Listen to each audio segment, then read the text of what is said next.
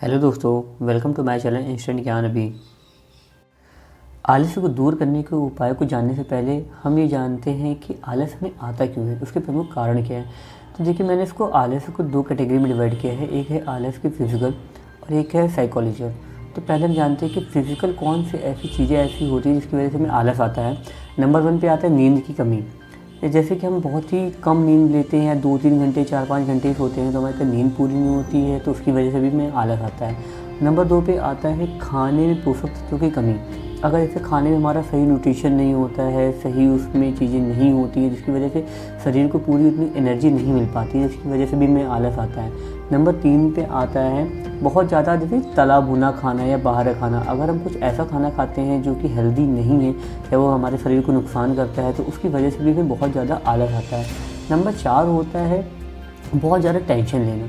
जैसे कि हम बहुत ज़्यादा टेंशन लेते हैं, किसी की चीज़ों को सोचते रहते हैं, तो उससे क्या होता है, हमारा दिमाग बहुत ज़्यादा थक जाता है, जिसकी वजह से भी हमें आलस आ सकता है। नंबर 5 होता है जैसे कि ना अस्त व्यस्त दिनचर्या। जैसे कि कुछ दिन में कोई शेड्यूल ना होना, किसी भी समय कोई भी कार्य को कर लेना या किसी भी समय पे किसी चीज़ को टाल देना, तो उसकी वजह से जब किसी काम में कोई पंक्चुअलिटी नहीं होती है, तो उससे भी हमें बहुत ज़्यादा आलस आता है।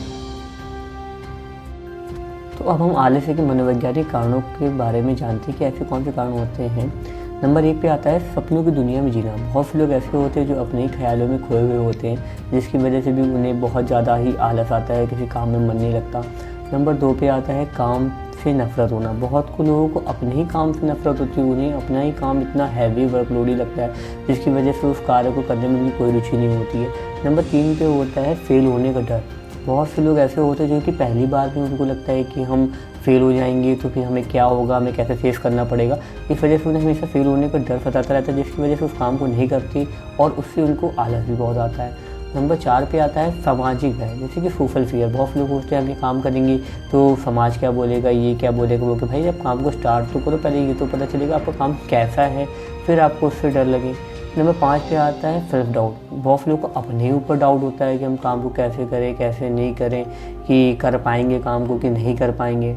और नंबर 6 पे आता है परफेक्शन। बहुत से सोचते हैं कि पहली बार में हम काम करके परफेक्ट हो जाएंगे। भाई ऐसा थोड़ी हर कोई पहली बार में काम करके परफेक्ट नहीं हो पाता है, उसको धीरे धीरे काम करते करते ही उसको सुधार होता है और उसमें परफेक्ट हो पाता है। नंबर 7 पे होता है जैसे कि गोल निर्धारित ना होना। बहुत से लोगों का अपना गोल ही निर्धारित नहीं होता कि उन्हें लाइफ में क्या करना है, क्या अचीव करना है, क्या नहीं करना है। जब तक आपका गोल सेट नहीं होगा, तब तक आप काम को कैसे करेंगे। तो अब हम जानते हैं कि आलस के कारण हमें क्या क्या नुकसान होते हैं, जैसे कि सफलता में कमी। नंबर 3 पे आता है सफलता में कमी। अगर हम आलस ही पकड़े रहेंगे तो हमें सफल कभी हो ही नहीं पाएंगे। नंबर 2 पे पॉइंट पे आता है लक्ष्य प्राप्त करने में देरी या मुश्किल होना। अगर हम आलस की वजह से उसमें घिरे रहेंगे तो हम काम को टाइमली कर ही नहीं पाएंगे, जिसकी वजह से वो काम देर होगा और मुश्किल फंसे रहेंगे, जिससे लक्ष्य प्राप्त नहीं होगा। नंबर 3 पे आता है स्वास्थ्य गड़बड़ होना। अगर हम आलस करते रहेंगे तो सही टाइम पे खाएंगे नहीं, सही टाइम पे उठेंगे नहीं, सही टाइम पे पिएंगे नहीं, तो इसकी वजह से भी हमें आलस की वजह से हमारा स्वास्थ्य भी खराब हो सकता है। नंबर 4 होता है मानसिक अशांति। अगर हम आलस्य करते रहेंगे और हमारा मन अशांत रहेगा कि हमने ये भी नहीं कर पाए, हम वो भी नहीं कर पाए, तो इसकी वजह से हमारा मानसिक स्थिति भी गड़बड़ हो सकती है। नंबर 5 पे आता है आपका कमज़ोर याददाश्त। अगर हमारे याददाश्त इतनी कमज़ोर होगी तो आलस्य से बहुत ज़्यादा नुकसान होगा हमें। अगर हम बहुत ज़्यादा आलस करते हैं तो हमें याददाश्त भी कमज़ोर होने लगती है, क्योंकि हमें अपने काम करने में रुचि रहती नहीं, तो हमें काम को ठीक समय से याद नहीं रहता कि हमें कौन सा कार्य किस समय पे करना चाहिए। और उसके बाद आता है कि हमारी क्रिएटिविटी भी घटने लगती है। अगर हम काम को करते नहीं हैं, आलस में दिन भर घर पे पड़े रहेंगे या सुबह उठेंगे नहीं टाइमली या कुछ काम को सही तरीके से नहीं करेंगे, तो हमारी जो क्रिएटिविटी होती है हम उसको भी नहीं कर पाएंगे। और साथ ही हम अपने समय को सही से उपयोग भी नहीं कर पाएंगे, क्योंकि एक बार जब एक बोलते हैं ना, एक बार समय निकल जाता है तो वापस से नहीं आता, तो इस वजह से हम समय का सही उपयोग भी नहीं कर पाएंगे। तो दोस्तों, ये कुछ मुख्य कारण थे जिसकी वजह से हमें आलस बहुत ज़्यादा आता है। तो अब हम ये जानते हैं कि हम इनसे कैसे बाहर निकल सकते हैं, तो अब हम आलस को कैसे दूर कर सकते हैं। तो दोस्तों, नंबर 1 पे जो उपाय है वो है पर्याप्त नींद और आराम। शारीरिक ऊर्जा में कमी या थकान होने पर हम किसी भी परिस्थिति में हो आलस आ ही जाता है। ऐसी स्थिति में किसी भी टास्क के लिए एक्शन लेना काफ़ी मुश्किल होता है। अगर आप एक्शन लेते भी हैं तो ज़्यादा समय तक काम पर डटे नहीं रह सकते। पर्याप्त नींद और आराम से आप दोबारा से फ्रेश और ऊर्जावान होते हैं और किसी भी कार्य के लिए तैयार होते हैं। इसलिए थकान होने पर शरीर को आराम दें, साथ ही हर दिन कम से कम 7 से 8 घंटे की नींद अवश्य लें। तो दोस्तों नंबर 2 पे जो पॉइंट आता है वो आता है हमेशा समय पर और भूख से थोड़ा कम खाएं।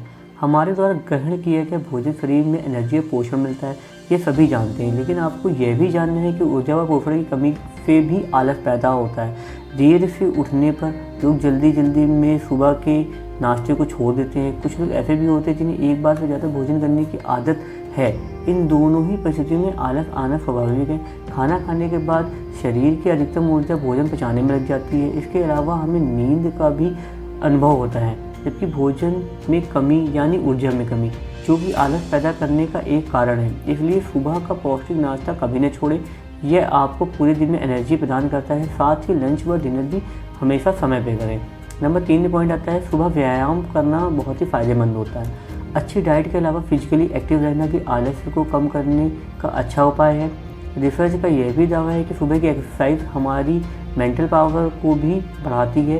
प्रतिदिन 15 से 20 मिनट की एक्सरसाइज से मेटाबॉलिज्म बढ़ता है और रक्त संचार भी तेज होता है, जिससे आप पूरे दिन ज़्यादा फ्रेश और ज़्यादा एक्टिव रहते हैं। ज़रूरी नहीं कि आप जिम ही जाएं, कुछ सिंपल मॉर्निंग एक्सरसाइज जैसे कि पुशअप, जंपिंग जैक, रनिंग या कम से कम 20 मिनट तक बाहर खुली हवा में मॉर्निंग वॉक करना भी बहुत अधिक फ़ायदेमंद है। आप अनुलोम विलोम भी कर सकते हैं। नंबर 4 पे पॉइंट आता है आलस्य को कम करने के लिए दिनचर्या में बदलाव लाएं।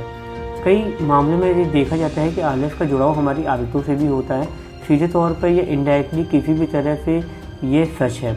यदि आप किसी भी दिन किसी भी एक समय या विशेष परिस्थिति में भी आलस का अनुभव करते हैं तो आपको अपनी आदतों और दिन के पैटर्न पर बदलाव करना चाहिए। जैसे आप अपने काम के घंटे में फेरबदल या वातावरण में परिवर्तन करें। यदि आप घर पर काम करते हैं या काम की जगह को बदलें या चीज़ों को अलग तरह से व्यवस्थित करके दोबारा से शुरू करें। इस तरह से बदलाव से आप पर सकारात्मक प्रभाव होगा और आपका आलस कम होगा। नंबर 5 पे जो पॉइंट आता है आलस भरे कार्यों को बनाए मज़ेदार। आलस्य का एक बड़ा कारण है कि हम वो चीज़ें भी करते हैं जो हमें चीज़ें करने में नहीं पसंद होता है। उदाहरण के लिए जब हम बच्चे होते हैं तो सुबह जल्दी उठना, नहाना, स्कूल के लिए तैयार होना, होमवर्क करना हमारे लिए बहुत आलसपूर्ण होता है, जबकि उन चीज़ों में आलस नहीं आता जो कि हमें पसंद होती है, जैसे कि हमें खेलना, टीवी देखना, सोशल मीडिया पे आदि।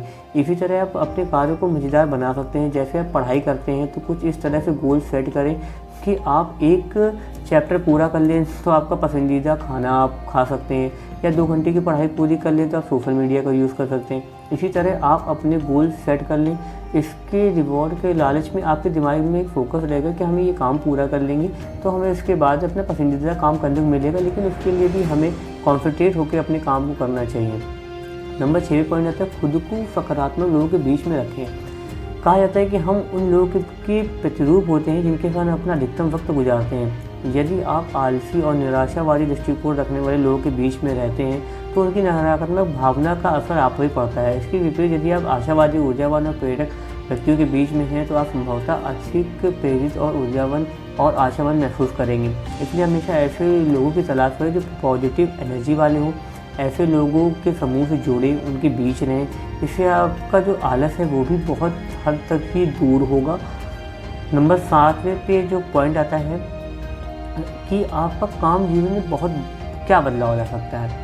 किसी व्यक्ति की उपलब्धि को देखकर या कहीं भी प्रेरणा लेकर हम कोई काम शुरू तो कर देते हैं, लेकिन कुछ समय बाद हमारा मन उससे हटने लगता है। हम उस काम को बीच में ही छोड़ देते हैं। इसकी समस्या से निपटने का आसान तरीका यह है कि जब भी आप कोई लक्ष्य बनाएं या कोई नई आदत अपनाएं तो सिर्फ ये जानने लिखने की बजाय कि आप क्या करना चाहते हैं, आप ये लिखें कि इस काम को क्यों करना चाहते हैं, ये आपके लिए ज़रूरी क्यों है, क्या इससे जीवन में क्या बदलाव आ सकता है, यदि आएगा तो वह क्या है। जब आप अपने लक्ष्य गोल की वैल्यू का आकलन करते हैं तो ये आप जानेंगे कि क्या करने योग्य है क्या नहीं। इस प्रकार छोटा बदलाव आपकी प्रोडक्टिविटी में क्रांति ला सकता है। नंबर 8 पे जो पॉइंट आता है आलसी टाइम का लाभ उठाएं। बहुत से लोग सोचते हैं कि प्रोडक्टिविटी का मतलब देर तक बिना ब्रेक के काम करता है। वे सोचते हैं कि एक बार बैठने के बाद पूरा काम को ख़त्म करके उठेंगे, जो कि काफ़ी हद तक अनरियलिस्टिक है। ऐसा मुश्किल से ही कोई करता है यहाँ तक कि बहुत अधिक प्रोडक्टिव लोग भी एक साथ उतार चढ़ाव करते रहते हैं। इसलिए खुद के साथ इस तरह की अनिश्चित उम्मीद ना करें। यदि आप घंटों काम पर फोकस करके रह सकते हैं, बिना ब्रेक के रह सकते हैं, तो आप बहुत ज़्यादा आलस का अनुभव करेंगे। इस समय ब्रेक लेना प्रोडक्टिव रहने का सबसे शानदार तरीका है कि आप सही से मैनेज करेंगे और आलस का पूरा लाभ ले पाएंगे। तो हम बढ़ते हैं अपने नेक्स्ट की तरफ। हमारा 9 पॉइंट है कि जाने आलस से आ कहाँ से रहा है। जैसे कि हमने पहले भी जाना था कि आलस आने के कारण कहाँ होते हैं। लास्ट में हम फिर से देखते हैं कि आलस या मोटिवेशन से गिरने की जड़ों को जानना आवश्यक है। यहाँ थोड़ा मुश्किल ज़रूर है कि लेकिन ये जानना बहुत ही महत्वपूर्ण है।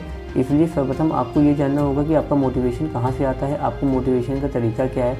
जब जानने के लिए आप आलस और डिमोटिवेशन का अनुभव करते हैं और इसे रोकने के प्रभाव को भी आप सही तरह से खोज पाते हैं। कि जैसे कि उदाहरण के लिए आपका टास्क चैलेंजिंग नहीं है या दिन के किसी निश्चित समय या आलस का अनुभव होता है। तनाव के कारण भी लोग आलस को महसूस करते हैं। थकान, हारने या फेल होने का डर, आत्मविश्वास में कमी आदि कई कारण होते हैं जिसके लोग आलसी हो जाते हैं। अपने उन कारणों को खोजें जिससे आपकी लेज़ीनेस से निपटने में आसानी होगी। तो दोस्तों, इससे हमें ये निष्कर्ष निकलता है कि हमें अपने एक गोल को सबसे पहले सेट करना चाहिए और हमें अपने शेड्यूल के अनुसार ही अपने सारे काम को करना चाहिए। अगर हम छोटे छोटे टास्क रख के उसको कंप्लीट करते रहेंगे तो हमें कोई भी आलस नहीं आएगा। अगर हम पहले ही बहुत बड़ा गोल ले लेंगे, अगर वो अचीव नहीं होगा तो हमें बाकी के काम करने को बहुत आलस आएगा। इसलिए हमें कुछ पहले एक तो ये भी ढूंढना चाहिए कि हमें काम को क्यों करना है और उसको क्यों सफल होना है। अपने अंदर एक ऐसी चीज़ को बढ़ाइए कि जिससे कि आप आलस आपके मन में आए ना। आपको किसी भी कोई एक ऐसा एम डिसाइड करिए कि अगर मैं ये काम नहीं कर पा रहा हूँ तो उसका दुश्मन आलस है। अगर आलस की वजह से आप उस सक्सेस को अचीव नहीं कर पा रहे हैं, इसलिए आपको फोकस इसी चीज़ पे करना है कि आपके गोल पे फोकस करना है कि जिसकी वजह से आप आलस से जुड़े हैं। अगर आप आलस नहीं छोड़ेंगे तो अपने गोल को कभी भी अचीव नहीं कर पाएंगे। दोस्तों, अगर आपको ये वीडियो अच्छी लगी तो प्लीज़ चैनल